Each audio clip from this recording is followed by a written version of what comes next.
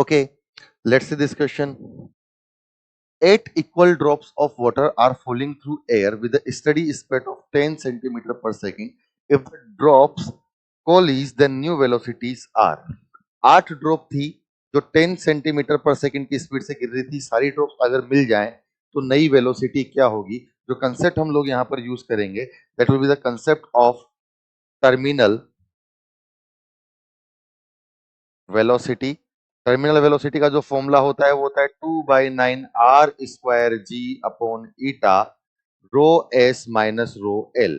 Row S is the density of solid, rho L is the density of liquid. यहां से हमें सीधे से समझ में आता है कि that the terminal velocity is proportional to R square. अब हमें बोला क्या है यहां पर?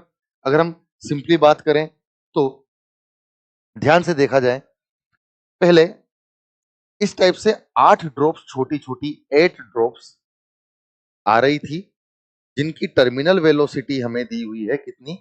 20 सेंटीमीटर पर सेकेंड आई गेस. तो 10 सेंटीमीटर पर सेकेंड हमें उनकी टर्मिनल वेलोसिटी यहां पर दी हुई है. मान लेते हैं इनका छोटा रेडियस कुछ आर रहा होगा. इन 8 ड्रॉप से मिलकर कोई एक बड़ी ड्रॉप बन गई जिसका रेडियस कुछ कैपिटल आर रहा होगा, तो हमसे इसकी टर्मिनल वेलोसिटी यहां पर पूछी है. ठीक है. अच्छा, इन दोनों का वॉल्यूम तो सेम रहा होगा, तो अगर मैं इनिशियल वॉल्यूम बराबर फाइनल वॉल्यूम कर दूं तो मैं लिखूंगा 8 इंटू 4/3 पाई छोटा R cube is equal to 4/3 pi बड़ा R cube. 4/3 pi 4/3 pi cancel out हो जाएगा तो आर का वैल्यू आ जाएगा 2 स्मॉल आर. अब हमें पता है that this terminal velocity is proportional to R square. तो यहां पर जब मैं टर्मिनल वेलोसिटी लिखता हूं तो मैं लिखूंगा 10 is equal to some constant के इनटू स्मॉल आर स्क्वायर. और अगर इसके लिए लिखूंगा तो इसके लिए लिखूंगा VT is equal to same constant के इनटू इसका capital R square.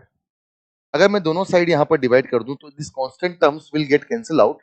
So 10 upon VT is nothing but R square, और कैपिटल आर का वैल्यू अगर मैं 2r रखता हूं तो 4r स्क्वायर यहां से कैंसिल आउट हो जाएगा. तो वीटी का वैल्यू आ जाएगा कितना? 40 सेंटीमीटर पर सेकेंड. तो 40 सेंटीमीटर पर second should be our correct answer.